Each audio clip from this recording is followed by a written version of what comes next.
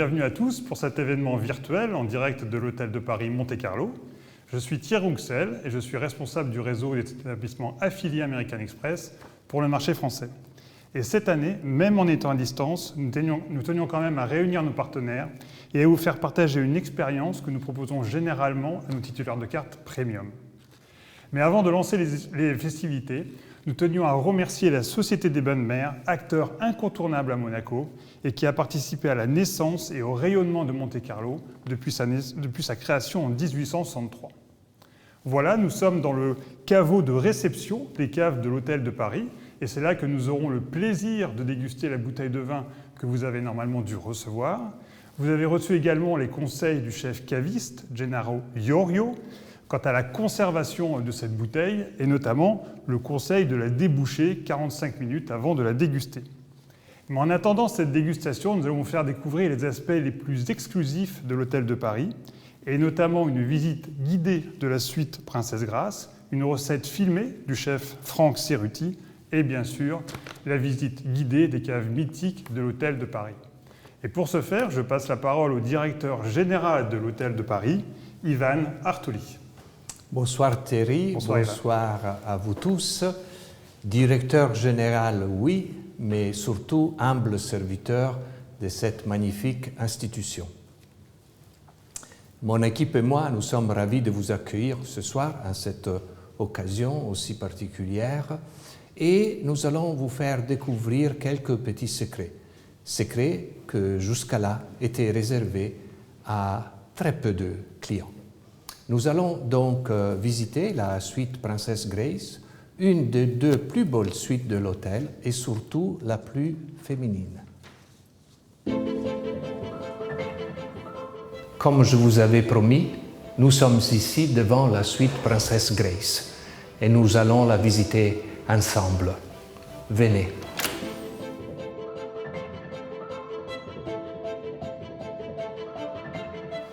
Bienvenue dans cette magnifique suite qui mesure pas loin de 1000 mètres carrés entre l'espace intérieur et l'espace extérieur. À ce même endroit, nous proposions dans l'ancien hôtel de Paris la suite Winston Churchill. Cette suite existe grâce à la démolition et à la reconstruction de deux ailes de l'hôtel de Paris. La rotonde, qui donne une magnifique vue sur mer, et l'aile Alice. Nous allons maintenant découvrir les secrets et les merveilles de cette magnifique suite. Nous voilà donc au 7e étage de la suite Princesse Grace. Les clients, en rentrant dans ce salon, ont une seule exclamation. C'est « Waouh! Quelle vue magnifique !» En effet, cette suite est la plus belle suite de Monaco. Et aucun autre appartement à Monaco donne ce genre de vue. Pleine mer, port de Monaco, le palais et la vieille ville. On est presque au paradis. Voici la première de deux chambres à coucher. Une très belle chambre qui jouit aussi d'une vue extraordinaire. Nous avons ici les œuvres de la princesse Grace elle-même. Nous sommes ici dans le bureau de la suite. En effet, cette suite dispose de ce bureau, une idée de notre souverain qui a voulu que le client, l'occupant de cette suite, puisse recevoir des hommes d'affaires sans déranger les autres occupants de la suite. De ce fait, vous avez cette petite porte qui donne l'accès au bureau sans devoir passer par la suite. Ce bureau est décoré par de magnifiques photos de la princesse. Nous la voyons ici, à côté de Devin Niven. Ils sont au Grill, notre restaurant du 8e étage. Et là, elle est avec Maria Callas, ici, à l'hôtel de Paris. Voici la salle de bain que j'aime le plus dans tout l'hôtel. Nous avons devant nous un petit jardin d'hiver avec la rose Princesse Grace qui va bientôt fleurir. Ici, nous avons la douche avec hammam et juste à côté, le sauna qui a cette vue magnifique sur la baie de Monaco. Nous allons maintenant monter au 8e étage pour plus d'émotions et plus de surprises. À cet étage, la disposition du salon et de la chambre sont inversées. Nous allons donc commencer la visite avec la master bedroom.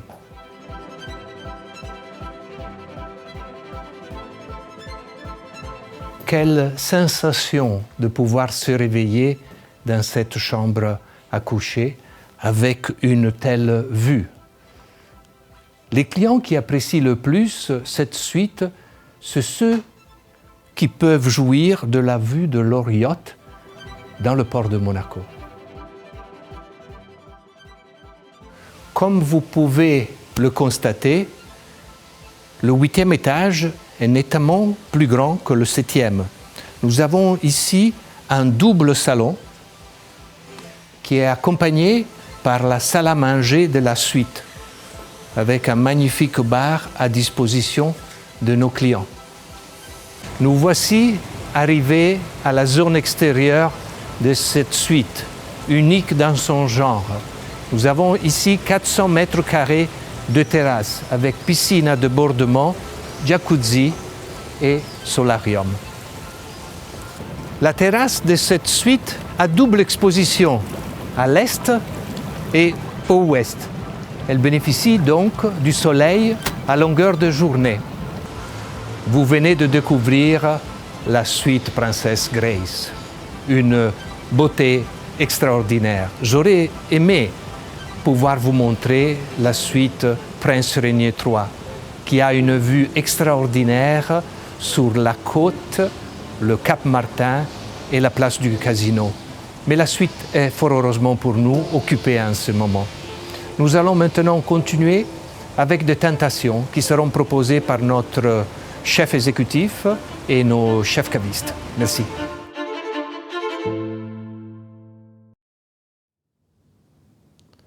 Encore quelques instants de patience avant de pouvoir visiter cette magnifique cave et déguster le vin. Je déconseille nos clients de boire du très bon vin sans l'accompagner avec de la très bonne nourriture. De ce fait, notre exécutif chef, Frank Ciuruti, disciple de Alain Ducasse et son bras droit, va concocter pour vous une très belle recette. Recette que, avec l'aide de l'équipe d'American Express, vous allez recevoir chez vous dans quelques jours. Je me présente, Frank Ciuruti, chef de cuisine de l'Hôtel de Paris, collaborateur de longue date d'Alain Ducasse. Donc je vous ai préparé pour ce début d'été un tataki de thon méditerranéen avec des tomates, capres, olives. Pour tous ceux qui préfèrent des fois le thon un peu snacké plutôt que le manger complètement cru.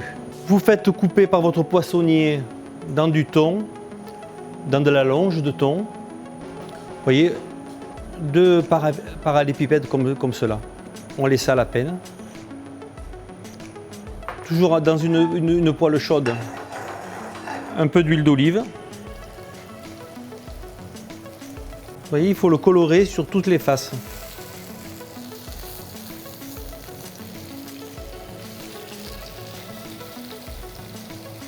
Sans l'agresser.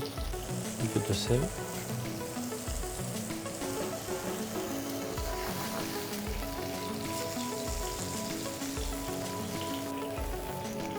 C'est fini. Vous le sortez et vous le mettez un petit moment à refroidir. C'est une recette d'été où la personne qui fait la cuisine peut le préparer avant le repas, avant le déjeuner ou le dîner. Après, vous mettez un peu d'huile d'olive, une pointe de vinaigre balsamique, un jus de citron, un peu de fleur de sel,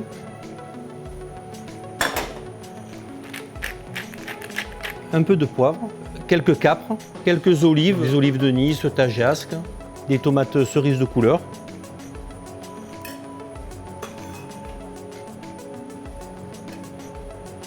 C'est juste pour les faire juste un peu tiédir, voilà comme ça. les zestes de citron.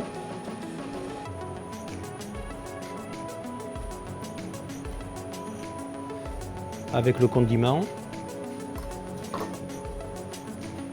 La cébette. Par contre, la cébette, il faut vraiment la mettre au dernier moment. Là, nous avons du mesclun du jour, petite salade. Je l'assaisonne au dernier moment aussi, pour pas qu'elle cuise. Là, ce sont des fleurs de bourrache aussi que nous allons mettre en décoration. Et puis, je couperai les herbes pour mettre dessus au dernier moment. J'ai sorti le thon du réfrigérateur.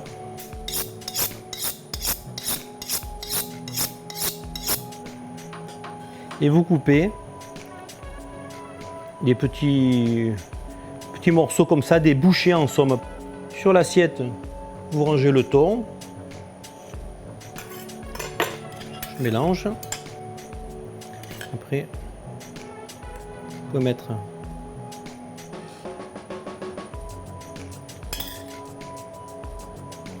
là, je vais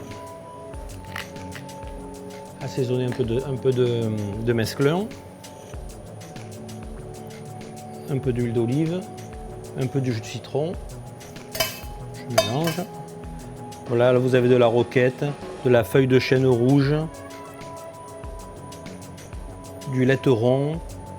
Et après au marché, vous pouvez acheter des petits pots de basilic, petites feuilles. Comme ça, vous avez toujours du basilic frais.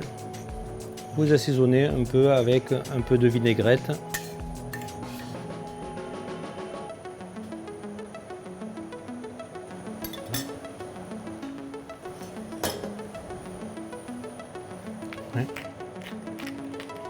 Un coup de poivre au dernier moment, poivre qu'au dernier moment.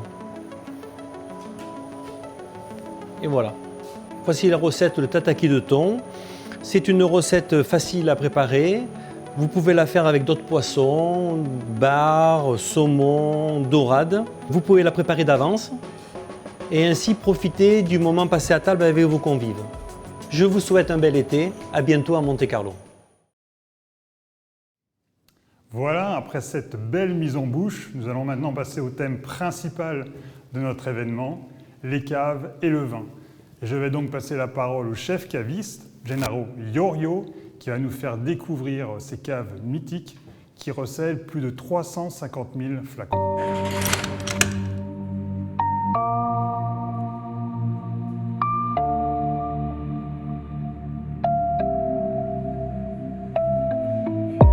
Bonsoir, je me présente, je suis Gennaro Iorio, chef caviste à la Société des Bains de Mer et responsable de la cave de l'Hôtel de Paris. Bienvenue dans ce lieu magique. En effet, il s'agit de la cave centrale de la Société des Bains de Mer. En effet, l'Hôtel de Paris, construit en 1864, la cave a été creusée seulement 10 ans après, derrière l'Hôtel de Paris, par volonté de Marie Blanc. Marie Blanc était l'épouse de François Blanc, à l'époque créateur de la maison de jeu du casino et de l'ensemble des structures du resort autour dans le quartier Monte-Carlo. La volonté d'avoir une telle cave était due à la nécessité de pouvoir mettre en bouteille des vins ici en principauté. En effet, avoir les meilleurs vins disponibles, c'était vite fait, vite dit, entre guillemets, puisque c'était les vins de Bordeaux. En effet, en 1855, il y a un classement qui est toujours d'actualité, mais sur un plan technique, il fallait mettre en bouteille. Les négociants mettaient en bouteille et commercialisaient le vin pour le compte des châteaux. Donc, le besoin à Monaco était d'avoir des locaux pour la mise en bouteille des crus classés de Bordeaux. Donc, notre histoire, l'histoire de la cave de l'Hôtel de Paris, est liée à l'histoire de la Principauté de Monaco et aux crus classés de Bordeaux. En effet, sur un plan géographique, la cave a été creusée derrière l'Hôtel de Paris et c'est l'Hôtel Hermitage qui a été bâti en partie sous les caves. Donc 1500 mètres carrés entièrement creusés dans la roche, des travaux qui ont duré à peu près 2 ans, une centaine de tailleurs de pierre.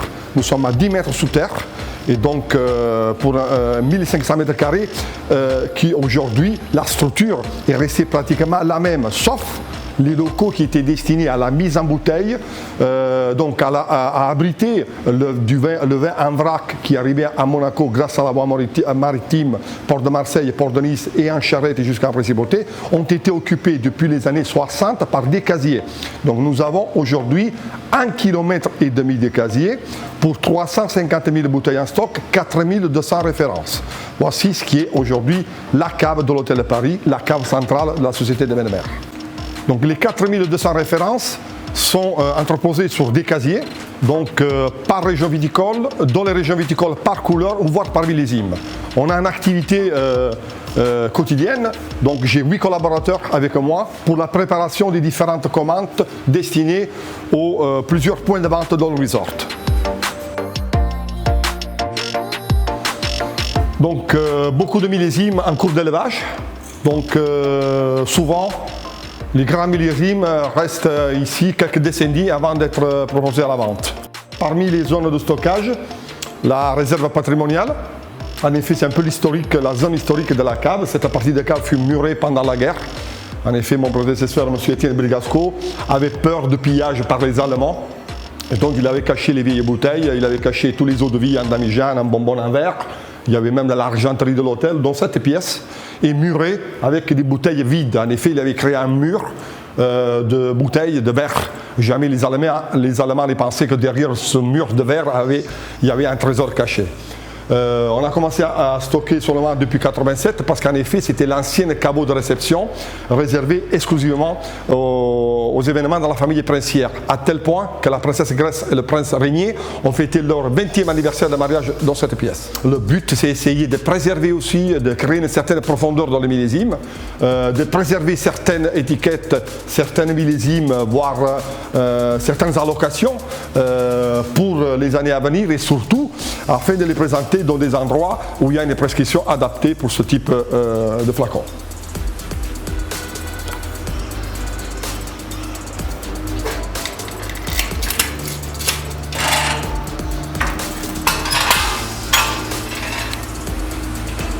Donc dans cette pièce, nous n'avons pas que les bouteilles les plus chères, mais certainement nous avons les plus rares. Beaucoup de vieux millésimes, peut-être nos derniers flacons, on ne descend pas 82 pour une question technique liée au bouchon. Le but, c'est créer la rareté. En effet, là-dedans, il y a des vins, déjà une traçabilité garantie à 300%, puisque tous les vins qui sont là proviennent exclusivement du domaine ou des châteaux des vignerons à l'origine. Une partie de ces vins sont déjà proposés à la vente, voire sous des cartes comme le Louis XV de la Reine du Casse, le Gris, l'Hôtel de Paris. La rareté, c'est le top. Le luxe, aujourd'hui, c'est la rareté. Essayer d'approcher certains domaines, certains vignerons, certaines étiquettes, ça devient de plus en plus rare. Et bien, nous avons la chance, grâce aux moyennes, à nos moyennes, de pouvoir isoler et garder de côté ces flacons pour l'avenir.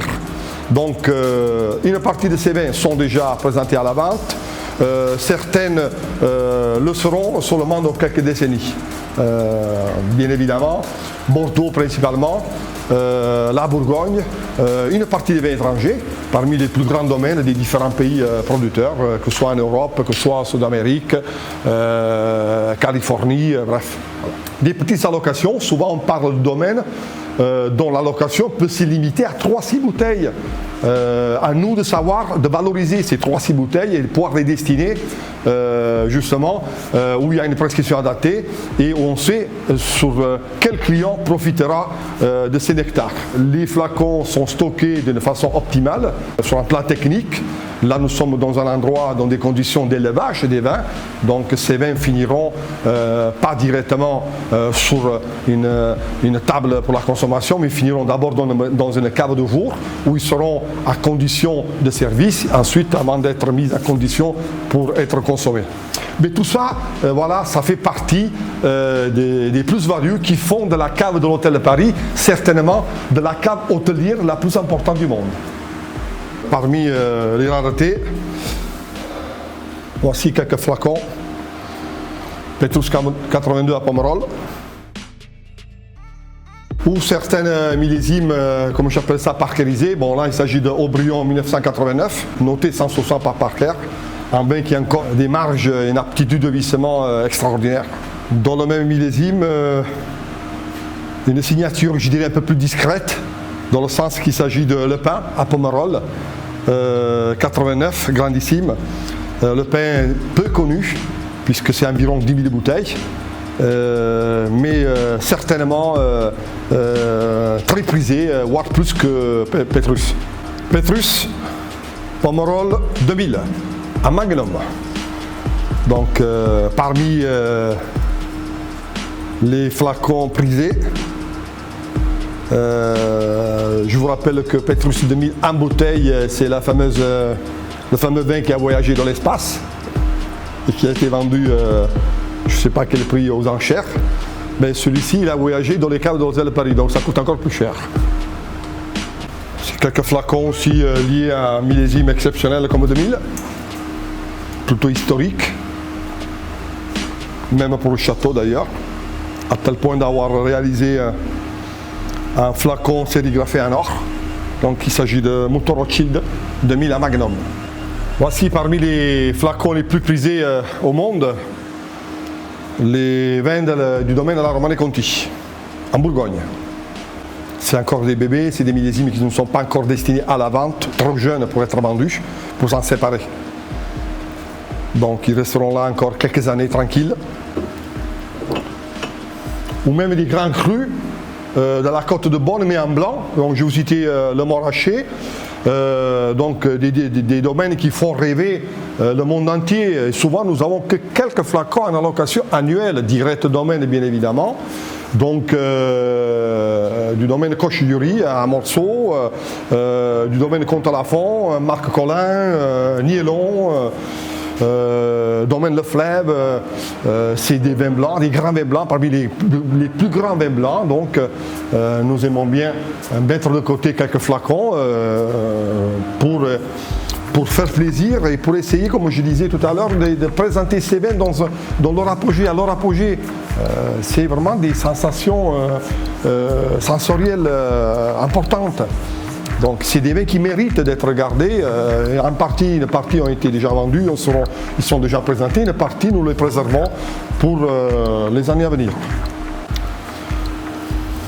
Autrement, quelques beaux flacons. Donc il s'agit un double magnum, donc un Jéroboam de Châteauneuf-du-Pape, de Clos des Papes en 2015. Ça, c'est encore un bébé. Je pense qu'il faudra vraiment beaucoup d'années avant d'atteindre sa maturité.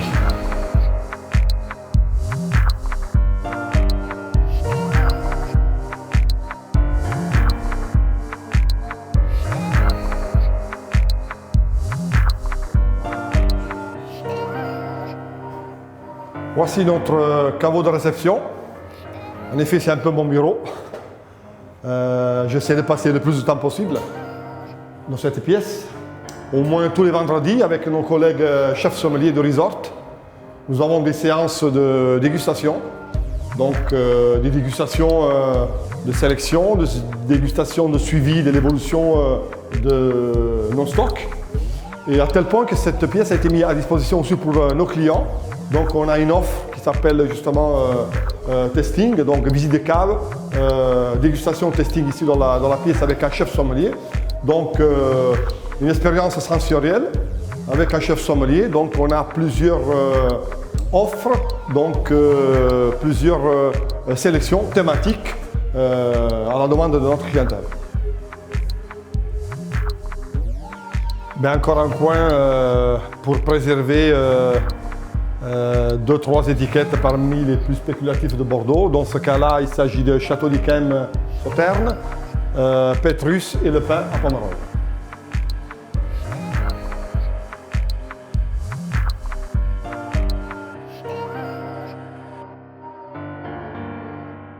Voici la réserve Marie Blanc, donc la personne à qui on doit la cave, d'une part. Et deuxième, tous les flacons qui sont ici dans cette réserve ne seront plus destinés à la vente. En effet, il y a quelques années, j'ai senti le besoin vraiment de regrouper des traces de l'histoire de la cave. Donc j'ai récupéré les derniers flacons, la plupart à la vente ou stockés dans des points de vente de resort. Et j'ai créé cette pièce puisque l'histoire c'est bien beau, mais on a besoin de traces. Et donc là-dedans, il y a souvent la dernière bouteille, les deux dernières bouteilles, les trois derniers flacons, donc qui ne seront plus destinés et qui feront... Je pense que c'est l'âme un peu du passé. Ça peut paraître pour un financier de l'argent immobilisé, bien évidemment, mais pour moi, ça a une grande valeur sentimentale.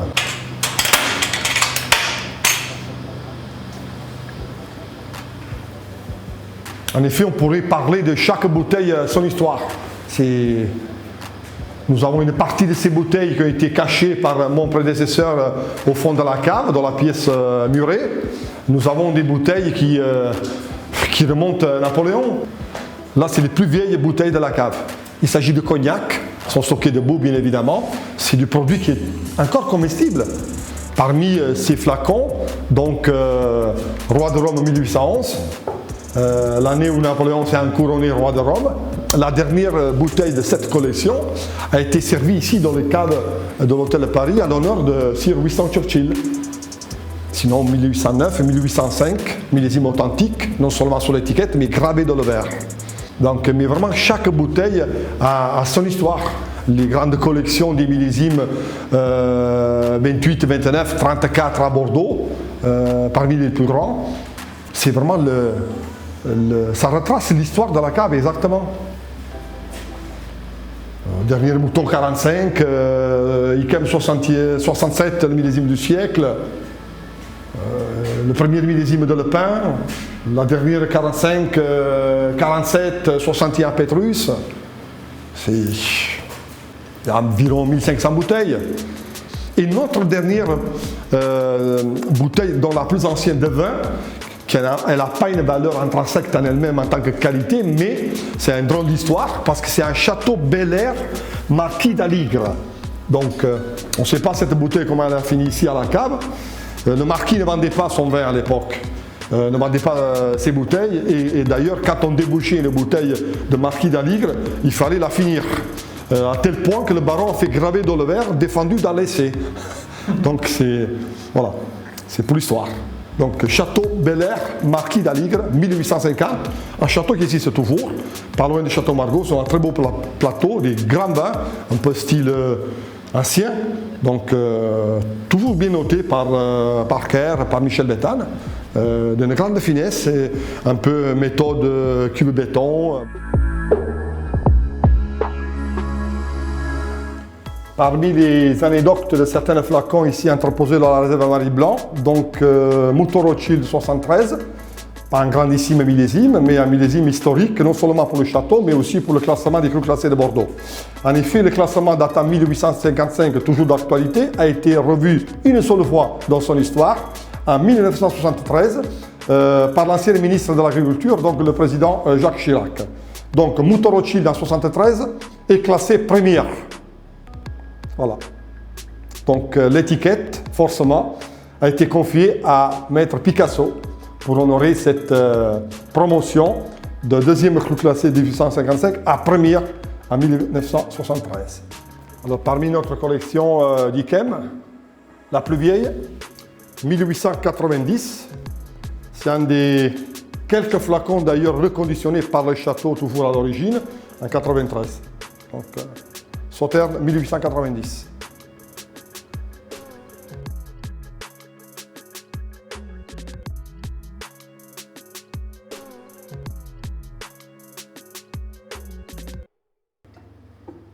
Notre dernier flacon de Mouton 45, Mouton Rothschild de 1945, donc l'année de la victoire.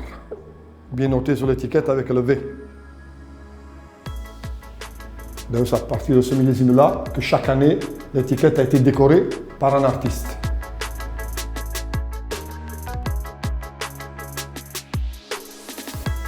Certainement pas la plus vieille, mais une année symbolique. Il s'agit de la main cognac de la Grande Champagne, le cœur du sujet, donc 1914. En effet, c'était l'année des femmes. Donc, c'est les femmes qui ont récolté et distillé le millésime. Les hommes, ils étaient au front. Quelques flacons de champagne de la maison Kruck, certainement parmi les maisons prestigieuses qui peuvent aligner aujourd'hui dans son histoire des millésimes d'anthologie. Dans ce cas-là, il s'agit de Krug Collection 1928.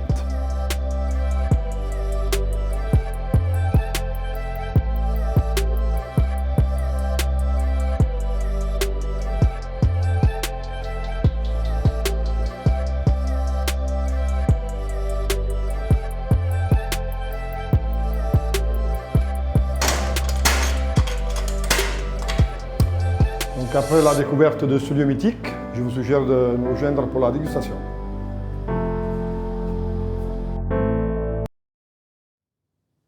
Et voilà, Gennaro vient juste d'arriver en courant des caves.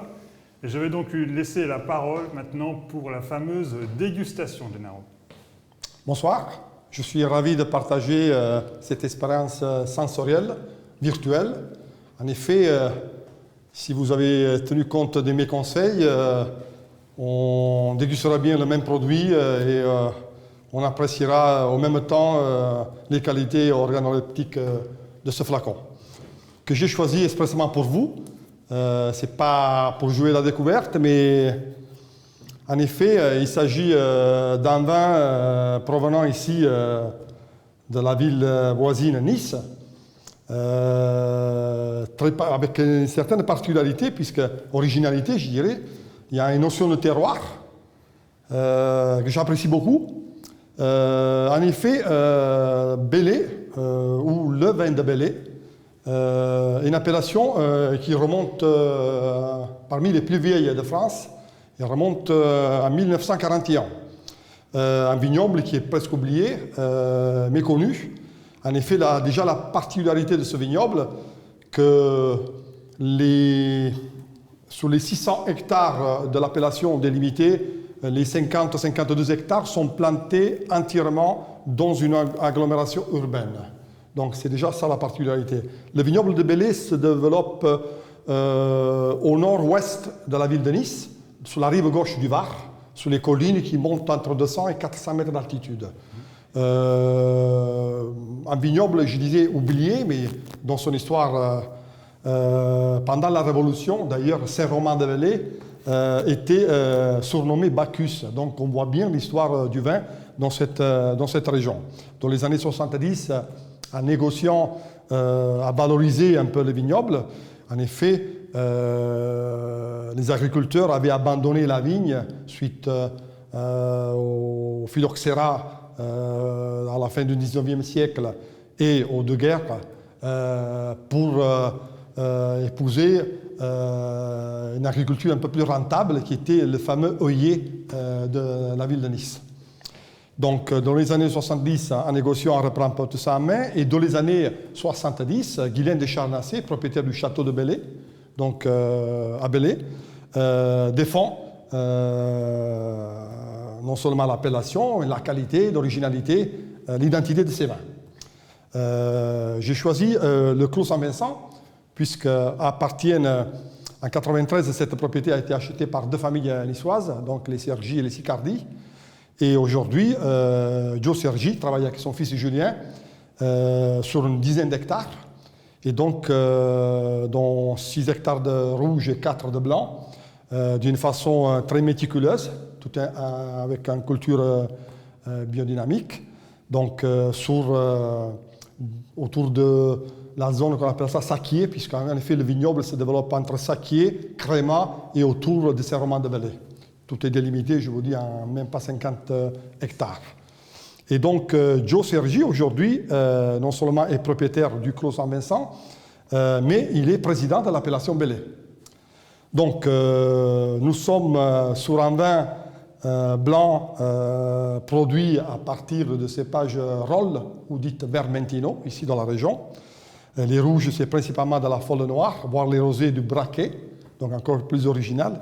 Donc, en termes de cépages, on parle de cépages autochtones certainement pour les rouges, mais le blanc, il y en a toute la Riviera sur la Méditerranée. Donc, mais je trouve qu'à Belley, à Nice, pas loin de chez nous, il y a quand même parmi les plus belles expressions de ce cépage, puisque cultivé sur des terroirs qui sont très originaux. On parle de poudingue. Le poudingue, c'est des galets roulés d'érosion donc avec du sable, avec du ciment léger. Et donc, cette osmose de ce cépage qui s'est adapté parfaitement. Là, on parle en plus de vin produit à partir des vignes d'environ 40 ans. Donc, l'âge mûr pour produire ces vins. Joe Sergi, je vous disais, travaille une dizaine d'hectares.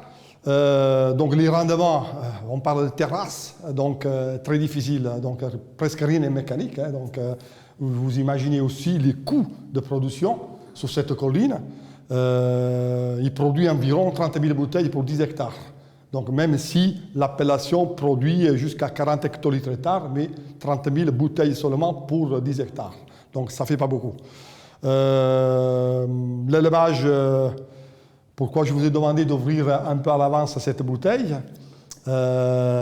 c'est un élevage assez ambitieux, j'appelle ça maîtrisé mais ambitieux, dans le sens que le vin est vinifié pratiquement en barrique, fait plutôt en demi-muit, un muit, donc pendant entre 9 et 12 mois, donc a besoin un peu d'oxygénation. Et là, ça va dégager, je suis sûr, des arômes très complexes. Donc, je vous assure sur l'originalité de ce vin, à tel point que le prince Albert a choisi ce vin, en particulier le blanc du Clos Saint-Vincent, pour son dîner de mariage. Voilà.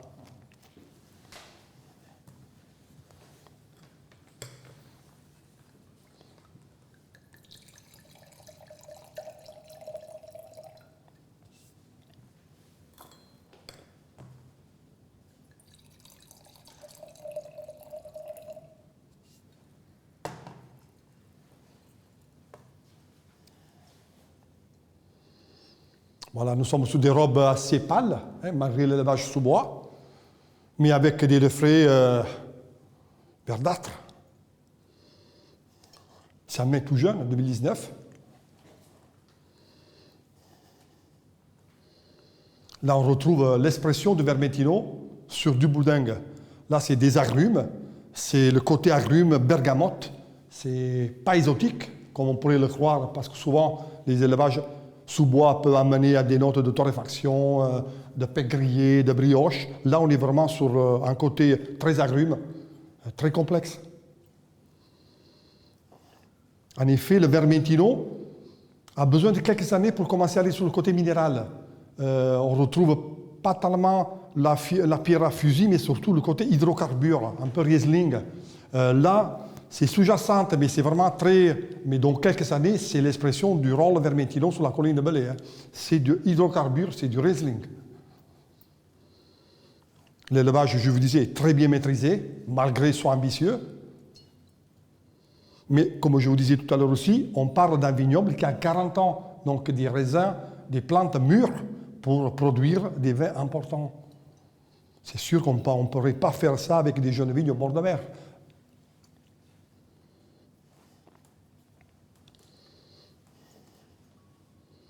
Là, ça va commencer du côté citrique, citron, bergamote, vers le côté un peu pamplemousse, juteux, mûr. C'est...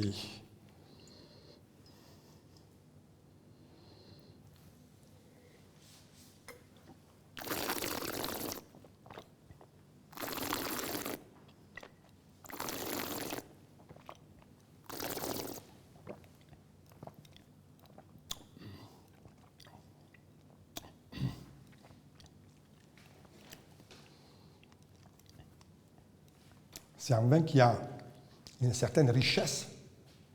On sent qu'il y a une certaine puissance, tout en élégance. Encore une fois, le bois est bien maîtrisé, malgré le vin soit trop jeune, c'est un bébé. Mais on sent quand même une certaine puissance, mais dans l'équilibre. Donc, le côté aromatique, l'attaque qui est franc, hein, et donc la note boisée de l'élevage, on l'aperçoit, mais la matière va prendre le dessus. Il faut un peu de temps. Il faut être patient. Encore là, on retrouve en bouche des arômes d'agrumes, agrumes mûrs.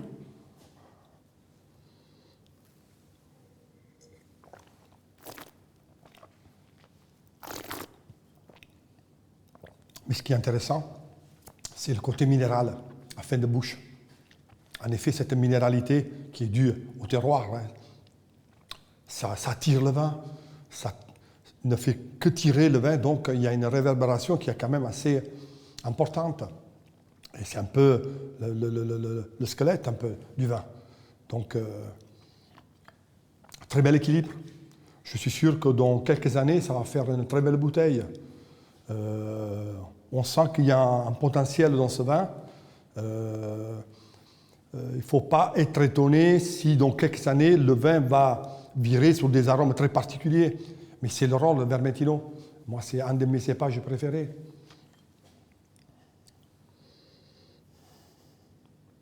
C'est juteux, quand là, on commence, le côté citrique, ça mûrit même au nez. On sent des évolutions, des notes plus mûres. Ça, c'est un vin que 45 minutes d'oxygénation, mais au bout d'une heure et demie en carafe, je suis sûr que ça va faire toute une autre bouteille. Justement, Gennaro, je vous permets de t'interrompre. On a des questions des auditeurs. Volontiers, je suis là pour ça. Et entre autres, par exemple, justement, on parlait de carafe. Quels sont les critères pour décanter un vin? Est-ce qu'il faut décanter tous les vins, tous les âges, que les rouges? Quels sont tes conseils? La décantation en elle-même, c'est l'objectif d'une décantation est double. Dans le sens, tout dépend du vin, tout dépend de la couleur du vin, tout dépend de l'âge du vin. Une décantation, ça peut être ou la classique séparation du vin de la partie des peaux, qui peuvent être des tanins, ou des précipitations comme des bitartrate de potassium ou des choses comme ça, ou l'oxygénation. Moi, j'épouse plus la deuxième cause, l'oxygénation. Beaucoup de vins aujourd'hui ont besoin d'être oxygénés. Donc ça, c'est un vin qu'à mon avis, la carafe, ça va le mettre en valeur encore plus. Des vins jeunes, généralement, on les oxygène. Des vieux vins à risque des peaux, on peut les décanter. Mais aujourd'hui, rarement, les techniques de vinification modernes, dans les vins même de 15-20 ans, on a rarement des dépôts. Donc la décantation pour interpréter comme séparation de la matière dépôt, aujourd'hui c'est un peu plus rare. Moi, la décantation sous forme d'oxygénation, je suis fou, même sous du champagne, je fais ça. Une question sur le vin blanc, puisqu'on y est. C'est super ça. Une auditrice l'évolution, demande... ça commence à aller sur les amandes, sur le côté tilleul, tisane, c'est sans évolution. Ça, c'est l'évolution, c'est pas le vin, c'est l'oxygénation qui apporte ce côté au vin. Alors, on va poursuivre l'oxygénation, c'est bien. Une autre question d'une auditrice qui nous dit, quand on n'a pas de cave, comment peut-on conserver le vin blanc au mieux? Mais l'idéal, c'est d'éviter toujours les excursions thermiques. Donc, on peut garder dans un appartement des bouteilles de vin à condition qu'ils ne soient pas soumises à des variations trop importantes de température. Si c'est un vin qu'on a considéré boire un peu rapidement, pourquoi pas? Ben, évitons la lumière, évitons qu'il soit trop chaud, trop glacé, peut-être à un endroit plus protégé, plus frais. Donc, il y en a dans un appartement, il y en a toujours. Donc, voilà, si on a l'intention de consommer rapidement la bouteille. Sinon, c'est sûr qu'aujourd'hui, le marché permet d'avoir des armoires à vin, des meubles qui te permettent de garder aussi quelques mois les bouteilles en très bonnes conditions. Bien noté. Tout à l'heure, on nous posait la question, dans cette cave qu'on a visitée ensemble, là, est-ce qu'il y a un risque de perdre des bouteilles, notamment celles qui seraient des millésimes anciens, au-delà de 1989 par exemple? Le bouchon, la vie d'un bouchon a ses limites, comme nous. On estime qu'au-delà des 40, 45, 50 ans, le bouchon ne fait plus son travail. C'est-à-dire que l'élasticité du bouchon permet une oxydation rapide. Nous avons fait un choix il y a quelques années qui était professionnel, dans le sens qu'on a évité de jouer la bouteille de loterie devant la table, devant le client. Donc on a délesté, on a retiré de la vente tout ce qui précédait le millésime 61. Mais ça, on l'a fait déjà il y a plus de 10 ans. Donc on parle de bouteilles qui commençaient à avoir une cinquantaine d'années. On n'est pas eu à 50 ans, j'ai 50 ans. Donc. Le bouchon, l'élasticité n'est plus la même. Donc quand on fait du sport, c'est pareil. Donc. Ça dépend. Voilà. Et alors, une question un peu au-delà de 1989, la question de notre auditeur était, est-ce que les vins du 19e siècle sont-ils encore buvables? Et est-ce que toi, tu as l'occasion d'en boire? J'ai eu l'occasion d'en boire. Vin ou alcool, je sais pas. Ben, les alcools, sans doute. Tout ce qui est spirit, sans doute. Nous, ici, dans la cave, nous avons des pièces qui datent de 1800, 1805, 1811, gardées debout, en température, bien évidemment, optimale, des conditions de garde optimales. Elles sont comestibles. Je suis sûr que ça doit être des émotions sensorielles. Mais, bien sûr, les eaux de vie, ça ne risque rien si elles sont gardées debout et toujours à des conditions de garde. Le vin, j'ai eu la chance de goûter quelques vieux millésimes. Je vous dis, franchement, sur les années 20, des 28, des 24, si ce n'est pas des vins doux naturels ou des vins mutés à l'alcool qui ont forcément une garde un peu plus poussée, parce que c'est l'alcool ou le sucre qui est quand même synonyme d'éléments de garde, j'ai du profond respect. Quand j'ai débouché une bouteille, je la trouve toujours bon, puisque ça me fait voyager dans l'histoire. Donc pour moi, il n'y a pas de défaut, il n'y a pas... Pour moi, c'est le respect même du flacon que je débouche. Si je devrais acheter des vieux millésimes, aujourd'hui, il n'y a aucune garantie sur la traçabilité, sur l'état de garde de ces bouteilles. Non, je ne miserai pas dessus, franchement. Et après, c'est une question de génération. Ma génération, c'est les années 80, c'est déjà le vieux millésime. Ma génération précédente, c'était les années 60. Donc, vous voyez, donc... Une question, alors, plein de questions qui tombent. Actuellement, il y a, comment conserver le flacon lorsqu'il est ouvert?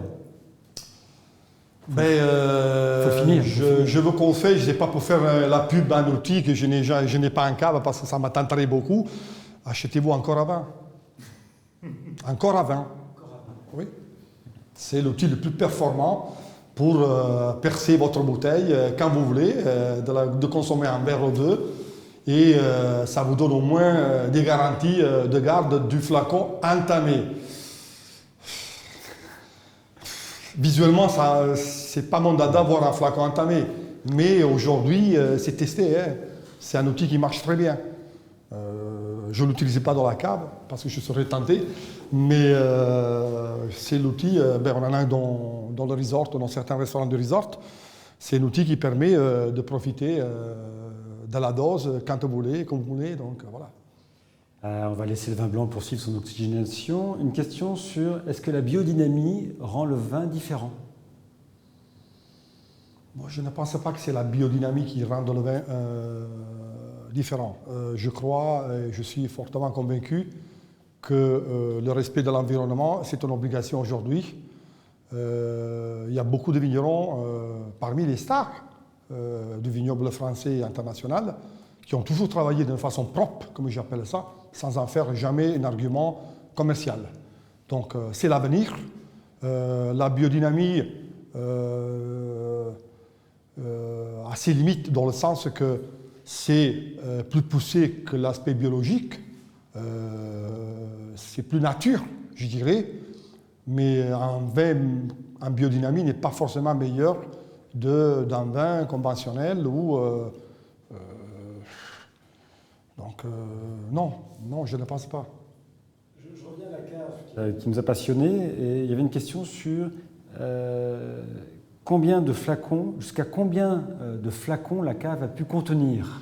Nous, j'ai connu une époque, il n'y a pas très si longtemps, il y a une dizaine d'années, où notre stock avait dépassé les 500 000 bouteilles. Mais il y a eu un choix qui est d'actualité, qui est plus cohérent par rapport à l'offre de notre resort, c'est-à-dire de baisser le nombre de flacons et d'augmenter le nombre de références. En effet, aujourd'hui, nous avons 4200 références. Donc c'est énorme, ça peut paraître énorme, mais pour moi c'est une plus-value. Donc on a baissé le nombre de bouteilles en stock et on a augmenté le nombre de références. Vous me direz dans la gestion, plus compliqué, mais ça nous permet quand même de donner des signatures bien spécifiques à une quarantaine de points de vente, dont une vingtaine de restaurants. Voilà. Je reviens au vin bio, là, puisqu'une question tombe tout juste sur que pensez-vous des vins bio? Peut-on comparer ces vins aux vins des années 70, 80, 90? J'imagine qu'à l'époque, travailler d'une façon plus naturelle, on n'a pas découvert l'eau chaude, comme j'appelle ça, mais beaucoup de gens, quand on parlait de la biodynamie, beaucoup de gens commencent aujourd'hui à travailler un peu comme travaillaient leurs grands-pères, bien évidemment. L'aspect biodynamie certifié par deux organismes, il y a deux organismes principaux, donc Ça permet des contrôles un peu plus assidus, sur l'utilisation de certaines matières comme le cuivre, qui se révèle un métaux lourd dans le sol. Voilà. Donc peut-être avant on abusait un peu plus de cuivre, on abusait un peu plus de soufre ou de la qualité du soufre. Voilà. S'il y a des règles pour essayer de mieux sélectionner ou de moins apporter comme un juvent au vin, oui. Mais que ce soit biodynamie ou conventionnel ou autre, pour moi, ça n'a pas de changement. De toute façon, travailler proprement, c'est l'avenir, c'est obligatoire. Donc, c'est pas... du moment que à un moment donné, c'était devenu un peu trop un argument commercial. On achetait seulement parce qu'il y avait la feuille verte sur la bouteille. Si vous imaginez que dans un vin certifié biologique, vous pouvez atteindre des taux d'anhydride sulfureuse bien supérieurs des fois des méthodes conventionnelles, c'est un peu aberrant. Donc vous voyez, pour moi, c'est connaître le vigneron, faire confiance à un vigneron ou à un prescripteur. Donc, voilà. Deux questions très, très personnelles, la tombe. La première, c'est quelle est selon vous la plus belle bouteille de la cave? C'est la bouteille qui me fait rêver le plus sur un plan historique. Et ça remonte à Napoléon. Donc c'est une bouteille, il n'y a pas qu'un seul flacon, parce qu'on en a 5 de ces flacons. En effet, le 6e a été servi ici dans les caves de l'Hôtel de Paris à l'honneur de Sir Winston Churchill. Donc il s'agit d'un cognac, Grand de Champagne, donc le cœur du cognac. C'est la cuvée Roi de Rome de la maison Sazerac de Forges, 1811. Donc tu connais bien l'histoire de 1811, parce que tu adores l'histoire. Donc voilà. Historique. L'autre question très personnelle, et que là, je ne sais pas si tu détiens la réponse, c'est quel est le vin préféré du souverain Albert II? Le souverain aime le vin, aime tous les vins. Donc il est très curieux, il apprécie tous les vins, les bons vins. Donc il se renseigne beaucoup, il voyage, il visite beaucoup de domaines, contrairement à ce qu'on puisse penser. Donc il aime les bons vins. Donc, il n'a pas un goût particulier, j'imagine pas. Non. Question technique. En tous les cas, il se laisse conseiller par les professionnels. Question technique de la part des auditeurs, c'est que pensez-vous des nouveaux bouchons par rapport à la capacité de garde? Sont-ils meilleurs que les bouchons en liège? Voilà. Alors, il faut partir du... Aujourd'hui, on ne peut pas avoir autant de lièges de qualité pour le nombre de bouteilles produites. Il va falloir trancher bien ou mal un jour. Donc aujourd'hui, la technique permet aussi d'avoir des typologies de bouchons reconditionnés, testés contre les TCA et tout ça. Je dis toujours, gardons le bon liège pour les grands vins et le reste pour les vins à moyenne ou à courte rotation. Donc c'est un complément d'une question, c'est que le liège n'est... Est-ce que le liège est-il maintenant un argument marketing, culturel, ou est-ce que c'est quelque chose qui doit rester pour les vins de garde? Non, le liège de qualité a un rôle énorme sur l'évolution de la bouteille. Déjà, sur plusieurs bouteilles du même vin, on risque d'avoir on peut avoir plusieurs déviations. Donc le liège, en tant que matière naturelle, a des comportements différents par rapport à la typologie de vin, bien évidemment aux facteurs externes, les conditions, tout ça. Donc il n'y a pas suffisamment de bons et de bons lièges pour les grands vins, pour tous les grands vins produits dans le monde entier. Donc il va falloir choisir. Donc là aussi, c'est un comportement personnel, humain, de dire ok, j'utilise des bouchons reconstitués, testés pour des vins à rotation rapide, certains blancs, certains rosés. Et voilà, il ne faut pas que ça soit seulement un côté égoïsme, j'ai les moyennes, je mets les grands bouchons, ou je veux faire les grands vins, je mets les grands bouchons. Voilà. Mais après, c'est sûr que... Les auditeurs généraux ont remarqué ton verre. Oui. Et là, une question qui tombe tout juste, qui dit, est-ce que le verre dans lequel est servi le vin a-t-il une réelle importance pour faire ressortir tous les arômes du vin? Faut-il certains verres pour certains vins? Oui, j'avais conseillé un verre de mémoire de minimum 35 centilitres. 35 centilitres, ça permet d'avoir une certaine oxygénation dans le verre. D'ailleurs, vous mettez votre nez dans le verre, ça complète. Là, ça commence à aller vers le côté, je vous disais, pierre à fusil, minéral, hydrocarbures. Rien que ça, vous voyez. Le côté fruit, ça ça commence à disparaître. On va vers le côté pas végétal négatif, positif, le côté verveine, tilleul, voire avec des noms un peu de pyrite. Enfin, alors le verre, j'avais conseillé un verre d'environ minimum 35 centilitres pour avoir une certaine oxygénation. Le verre que j'ai choisi, parce que c'est les verres que nous avons choisis pour nous, pour les dégustations à la cave, avec mes collaborateurs chefs sommeliers. Je ne sais pas pour faire de la pub, c'est pas un verre, c'est très accessible. En plus, ça permet de la laver facilement, la vaisselle ou pas la vaisselle, c'est très costaud. C'est une gamme qui s'appelle Revel Up de la maison Chef et Sommelier. Donc très accessible, mais très, très, très efficace. Rien que la forme, vous voyez bien, la gamme s'appelle Revel Up parce que révèle un peu les arômes du vin. Voilà. Très clair. Chef et sommelier, donc c'est pas pour faire de la pub. Je ne suis pas sponsorisé, je vous assure. Mais j'aime bien partager les bonnes choses. Voilà. J'ai une question en coulisses, toujours sur les vins blancs, mais là, cette fois-ci, les vins liquoreux de type Sauterne. Apparemment, ils semblent un peu moins en vogue actuellement. Alors, est-ce que c'est une tendance de fond ? Et sur ces vins doux, ces vins liquoreux, quelles sont vos préconisations pour les consommer ? Est-ce que c'est en apéritif, avec certains fromages, en dessert ? Alors, partons du principe que le vin liquoreux, en particulier le Sauterne, en France, le producteur de ce grand vin, a été malheureusement, je dis bien, toujours associé au fait de fin d'année au foie gras. Donc, il y a des grands terroirs, il y a des grands vins liquoreux dans tous les vignobles de la France.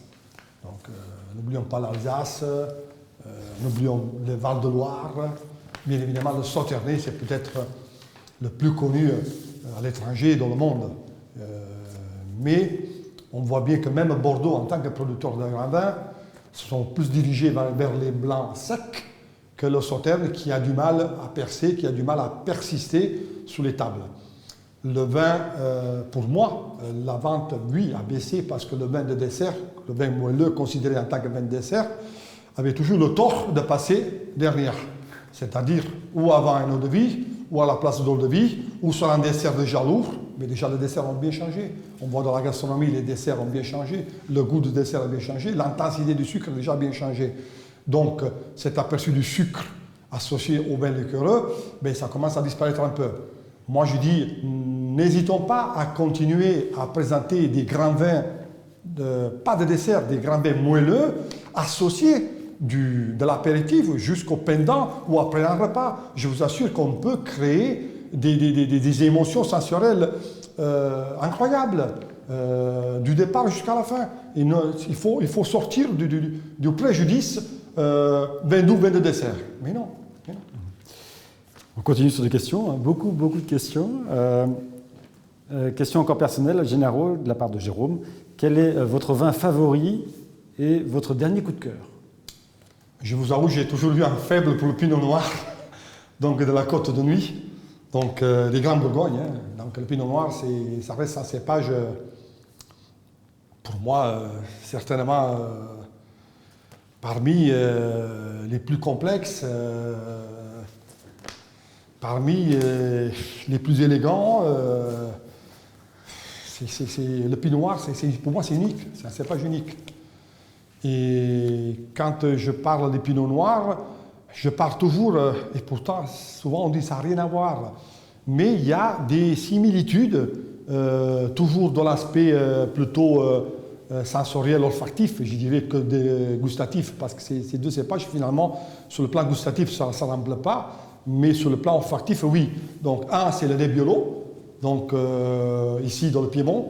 Et donc, quand on parle de Nebbiolo, c'est synonyme de Barolo, synonyme de Barbaresco. Et voire encore plus, pour descendre dans le sud, sous l'Etna, sous le volcan l'Etna, il y a un cépage. Bon, après, il y a différentes clones, comme le Nerello Mascalese ou le Nerello Cappuccio, que c'est la parfaite, je dis bien, symbiose entre le Pinot Noir et le Barolo, sur des terroirs volcaniques. Donc, je vous conseille, faites cette expérience un jour, essayez de mettre ensemble un grand Pinot Noir de la Côte de Nuit, si c'est possible, avec un grand Nebbiolo, que ce soit Barolo de préférence ou Barbaresco, et un Nerello Mascarese et un Nerello Cappuccio de les pentes de l'Etna en Sicile. Voilà. Je vous assure, vous avez un leitmotiv, vous avez un fil conducteur sur ces 3 cépages qui est quelque chose d'incroyable. On change de couleur. On demande ton avis sur le vin rosé. Est-ce que c'est uniquement un effet de mode estival ou est-ce que, quels sont un peu quel serait le conseil que tu aurais par rapport à ce vin rosé? Le vin rosé, personnellement, et beaucoup de mes collègues, on a toujours été des ambassadeurs. Ce n'est pas parce que c'est notre région, la Provence, ce n'est pas parce que c'est l'esprit, le soleil et la mer ou le vin de soif. Détrompez-vous. Il y a encore beaucoup de domaines qui ont fait beaucoup de vignerons, même qui ont fait leur réputation avec le vin rosé. Vous visitez ces domaines, ils ont leur vignoble de 30, 40, 50 ans. C'est des vignes qui ont toujours produit du vin rosé. Ils ne se sont pas adaptés à l'effet mode ou à l'effet bling-bling ou consommation. Ça a été un peu banalisé. Je vous avoue que je suis gentil. 90% des vins rosés en Provence, c'est pratiquement tous les mêmes. Donc, au-delà des levures sélectionnées, au-delà du choix des cépages ou des techniques de vinification, mais en Provence, nous avons quand même une notion de terroir qui est très profonde, qui est réelle. On ne peut pas comparer un rosé bord de mer avec un rosé de l'arrière-pays, de la Sainte-Victoire, ou voir un rosé produit à partir d'un cépage comme le braquet à Belley, ou avec le Mourvèdre à Bandol. Mais détrompez-vous, il y a quand même une notion de terroir dans les vins rosés. Il y a des rosés qui vieillissent d'une façon admirable. J'ai fait des expériences avec des vins rosés, surtout évidemment sur Bandol, avec des vieux rosés de cépage Mourvèdre. Mais attendez, franchement, c'est un grand vin. Pour moi, c'est un grand vin même de gastronomie. Il n'y en a pas beaucoup, ça a été banalisé, ok, mais il y a quand même des vignerons qui ont gardé encore cet esprit de rosé authentique, je dirais original, qui ont une expression d'un terroir bien défini. Si on passe de la couleur au cépage, tu l'as mentionné tout de suite, là, du Mourvèdre par exemple. Une question est, quel est le cépage le plus typique que tu as eu l'occasion de déguster? La typicité, pour moi, c'est un argument qui est lié à l'aspect micro-terroir, microclimat. Un pinot noir hors de la Bourgogne, beaucoup de gens parlent d'Oregon. J'ai rarement goûté des grands pinots noirs hors de la Bourgogne. Donc pour moi, le pinot noir, c'est synonyme typique de Bourgogne. Donc la typicité pour moi, c'est plus associé à un terroir, à un microclimat. Donc voilà, un rôle donc Vermentino, on peut en goûter du sud de la Toscane, en passant par la Ligurie, tout le bassin, tout le sud de la France jusqu'en Espagne. Dans certains pays, il prend un nom différent. Goûter à ce moment des Vermentino, des rôles de Corse. C'est des grands vins. La Corse du Sud, on produit des grands Vermentino. C'est typique, non? C'est une expression d'un terroir sur lequel le cépage s'est adapté. On mentionne juste la différence entre cépage et appellation. Donc tu peux nous résumer juste lequel englobe l'autre? Ça dépend de la région. Ça dépend de la région. Donc un cépage peut définir une appellation comme en Alsace, où le cépage est mis en avant par rapport même à des grands crus, sauf un précurseur qu'il appelle Marcel Dess, chez qui on parle aujourd'hui non plus de cépage, mais de terroir, à tel point qu'il a fait de la complantation.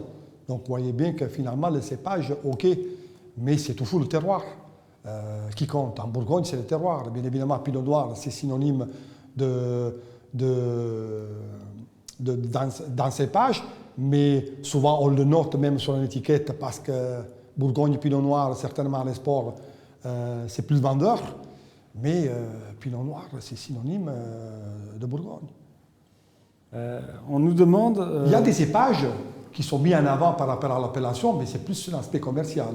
Quand on met le chardonnay en avant, quand on met le cabernet en avant, quand on met le merlot, la syrah, ou voir le pinot noir, parce que ça parle. On nous demande, je reviens au vin, je reviens au Clos Saint-Vincent, avec quoi peut-on associer ce vin blanc? Je pense que vous avez présenté un plat tout à l'heure. Je vous avoue, je mentirais, j'aime pas ça. Je n'ai pas goûté le plat avec tel vin, mais je suis sûr que c'est un mec qui pourra s'adapter à ce genre de plat. Mais pour moi, restons le plus naturel possible. Un loup aux fenouilles, cuit à la vapeur, un fil d'huile d'olive. Pour moi, avec ça doit être simple. Huile d'olive, légumes, des herbes spontanées. Enfin, donc là, tout ce qu'on trouve à moins de 25 km. Ça a été la volonté du chef Alain Ducasse pour la préparation du menu de mariage du souverain. Donc c'était un axe. Qu'est-ce qu'on trouve dans les 25 km de la principauté? Donc comestible, entre guillemets, en parlant de la nourriture, partant de la nourriture pour finir au vin. Donc c'est pour ça le choix du vin s'est porté sur Bellay, et donc Bellay blanc, Clos Saint-Vincent, et Bellay rouge du château de Bellay. Question peut-être technique ou culturelle. Pourquoi y a-t-il une différence de forme entre la bouteille de Bordeaux et la bouteille de Bourgogne? C'est plus une tradition. C'est pour se démarquer, en effet. On pourrait dire la même chose l'Alsacienne, on pourrait dire la même chose dans le Jura, même voir la contenance avec le Clavelin 62 centilitres. La Provence, nous sommes en plein dedans. Quand on voit les formes bizarres du vin de Provence, c'est vrai que c'est plus attractif, mais peut-être pour un public étranger, la bouteille provençale, ça rappelle la mer, le soleil, voilà. Donc non, c'est plus par tradition, je pense, pour s'identifier, tout simplement. J'ai beaucoup de remerciements en ligne, en direct. Gennaro, je pourrais te les montrer. Merci d'avoir partagé ce bon moment. Peut-être que tu souhaites conclure cette dégustation. Est-ce que le vin a encore révélé de nouveaux... Le vin, je suis sûr que vous laissez votre bouteille juste avec un bouchon appuyé dessus. Vous revenez demain et vous aurez des sensations qui sont complètement différentes. Donc, d'ailleurs, je vous conseille de le faire si vous arrivez à garder la bouteille ce soir. Laissez-la au frigo comme il a été tout à l'heure. Refaites l'expérience de remettre votre nez dedans demain, au bout d'un jour, même 2 jours d'ouverture, vous serez surpris. Voilà. Donc, je vous conseille, lorsque vous serez sur Monaco, n'hésitez pas de faire 20 minutes de voiture et d'aller dans le vignoble de Bellay, donc sous les collines de Nice. Il y a un panorama d'ailleurs magnifique. Et je conseille franchement de découvrir cette appellation historique, je vous répète, de date 41, ça mérite vraiment le détour. Franchement, c'est très près de Monaco, c'est un peu notre vignoble, on l'a adopté un peu comme notre vignoble. Et donc, franchement, ça vaut, il y a des très belles propriétés. Et les vignerons ils seront, à mon avis, heureux de vous recevoir.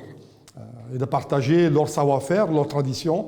Et bien évidemment, je vous conseille de goûter même le rosé qui a à partir d'un cépage comme le braquet, très autochtone, et les rouges, les grands vins rouges de Bellay à partir de Folle Noire. Ça vaut l'expérience, franchement, ça vaut l'expérience. Merci Gennaro pour toutes ces informations qui nous réjouissent, ces mélanges de culture, de connaissances, de technicité. Merci encore. Thierry, peut-être? Mille merci Gennaro, votre passion, c'est incroyable. Enfin, moi, on vous écouterait des heures, je pense. Et donc, en tout cas, mille merci. Notre visite virtuelle s'achève donc. Nous espérons que vous avez passé un agréable moment en notre compagnie en ces lieux on ne peut plus magiques. Nous vous remercions pour votre présence et merci encore à la Société des Bains de Mer et notamment à Ivan Artoli, Gennaro, Iorio, Franck Cerutti et Manuel Chevalier qui ont contribué à la réalisation de cet événement. Nous vous souhaitons à tous une bonne soirée et au plaisir de se reparler. Bonne soirée. Bonne soirée.